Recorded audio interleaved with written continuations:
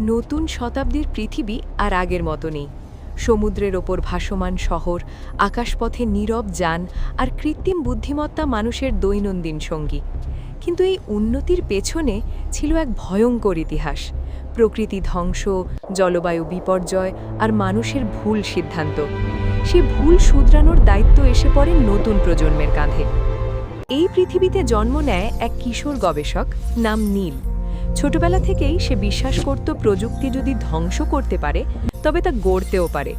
বছরের পর বছর গবেষণার পর নীল এমন এক বিশেষ বীজ তৈরি করে যা অনুর্বর জমিতে জীবন ফিরিয়ে আনতে সক্ষম। প্রথম পরীক্ষায় বীজ ব্যর্থ হয়, বিজ্ঞানীরা হতাশ হন, সংবাদ মাধ্যম উপহাস করে, কিন্তু নীল থামে না। এক গভীর রাতে চাঁদের নরম আলোয় সে শেষবারের মতো বীজ বালিতে রোপণ করে। হঠাৎ আকাশ থেকে হালকা বৃষ্টি নামে, মাটির ভেতর কাঁপন লাগে। ভোর হলে দেখা যায় সবুজ অঙ্কুর ছড়িয়ে পড়ছে দূর দূরান্তে। মরুভূমি ধীরে ধীরে বনে রূপ নেয়। মানুষ আবার বিশ্বাস করতে শেখে। নীল বুঝতে পারে ভবিষ্যৎ শুধু যন্ত্রের হাতে নয়, মানুষের আশা, ধৈর্য আর দায়িত্ববোধেই তার আসল শক্তি।